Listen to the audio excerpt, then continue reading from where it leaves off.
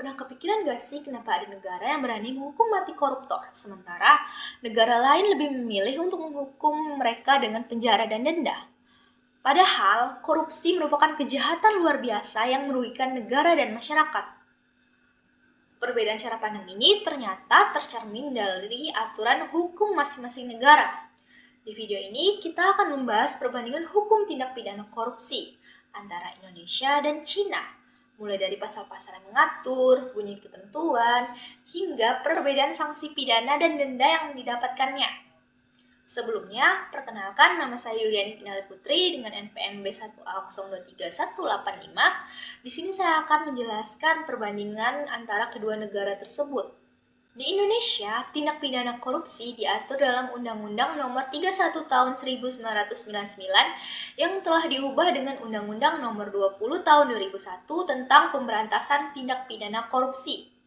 Salah satu pasal yang paling mendasar adalah pasal 2 ayat 1 yang pada intinya menyatakan bahwa setiap orang yang secara melawan hukum melakukan perbuatan memperkaya diri sendiri atau orang lain atau suatu korporasi yang dapat merugikan keuangan negara atau perekonomian negara dipidana dengan pidana penjara seumur hidup atau paling singkat 4 tahun dan paling lama 20 tahun serta denda paling sedikit 200 juta rupiah dan paling banyak 1 miliar rupiah.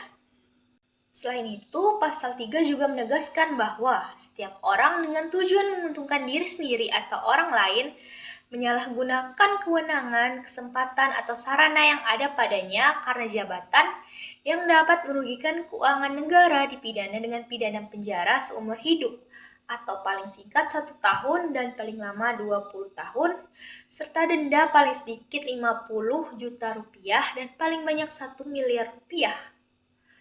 Sedangkan dalam konteks suap dan gratifikasi diatur dalam pasal 12b yang menyebutkan bahwa setiap gratifikasi kepada pegawai negeri atau penyelenggara negara dianggap sebagai pemberian suap apabila berhubungan dengan jabatan dan berlawanan dengan kewajibannya.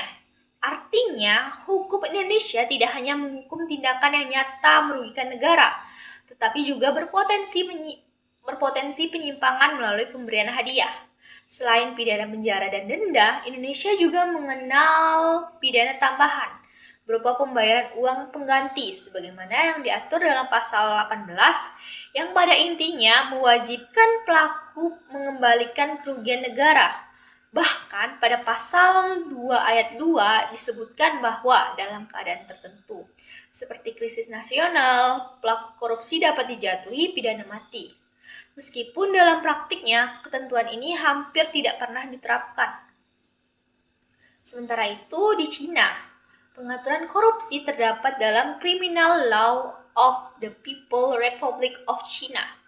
Dalam artikel 382 dijelaskan bahwa pejabat negara yang memanfaatkan jabatannya untuk menggelapkan atau mengambil secara ilegal harta publik dikategorikan sebagai tindak pidana korupsi. Kemudian dalam artikel 383 ditegaskan bahwa bagi pelaku korupsi dengan jumlah yang besar atau dengan keadaan yang sangat serius dapat dijatuhi hukuman penjara jangka panjang, penjara seumur hidup hingga hukuman mati serta disertai penyitaan harta. Selain itu, artikel 385 menyatakan bahwa setiap pejabat negara yang memanfaatkan jabatannya untuk menerima suap, baik berupa uang maupun keuntungan lainnya, merupakan tindak pidana. Dan dalam artikel 386 ditegaskan kembali bahwa pelaku dapat dikenakan pidana sesuai dengan tingkat keseriusan perbuatannya, termasuk benda dan penyitaan aset. Jika dibandingkan, terlihat bahwa Indonesia menetapkan batas minimum dan maksimum pidana penjara serta denda secara rinci.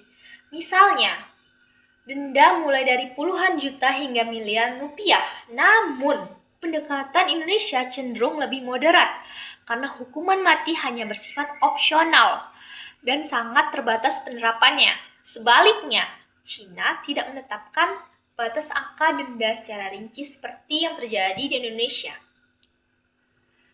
tetapi lebih menekankan pada penyitaan aset secara menyeluruh dan hukuman berat, termasuk hukuman mati. Pendekatan ini bertujuan menciptakan efek jera yang kuat, terutama bagi pejabat negara. Dari sisi penegakan hukum, Indonesia mengedepankan prinsip due process of law dengan melibatkan lembaga seperti kepolisian, kejaksaan, dan Komisi Pemberantasan Korupsi.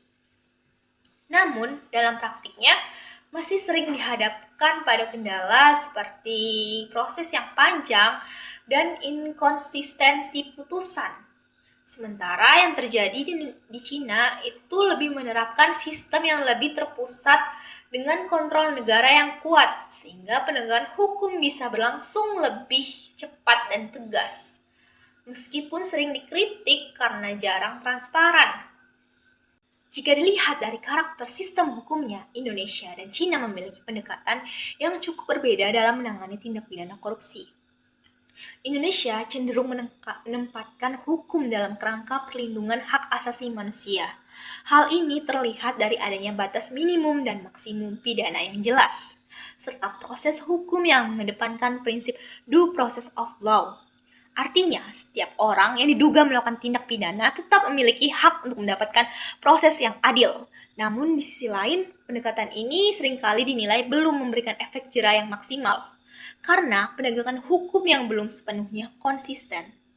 Sebaliknya yang terjadi di Cina, Cina lebih menekankan pada ketegasan dan efek jera dalam sistem hukumnya. Dengan adanya ancaman hukuman berat termasuk hukuman mati, serta penyitaan aset secara menyeluruh, Cina berusaha menciptakan rasa takut bagi pelaku maupun calon pelaku korupsi. Pendekatan ini terbukti mampu menekan angka korupsi secara signifikan, tetapi juga dapat menimbulkan kritik karena berpotensi mengabaikan aspek hak asasi manusia dan adanya transparansi dalam proses hukum. Dari perbandingan tersebut dapat disimpulkan bahwa Indonesia dan Cina memiliki filosofi hukum yang berbeda. Indonesia lebih berfokus pada keadilan prosedural, sementara Cina lebih menitik beratkan pada ketegasan dan efek jera. Pada akhirnya, keberhasilan pemberantasan korupsi tidak hanya ditentukan oleh seberapa berat sanksi yang diberikan, tetapi juga oleh konsistensi penegakan hukum, serta integritas aparat penegak hukum itu sendiri.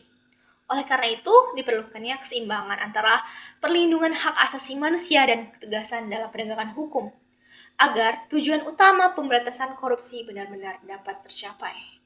Itulah yang dapat saya sampaikan. Apabila saya ada salah kata, saya mohon maaf.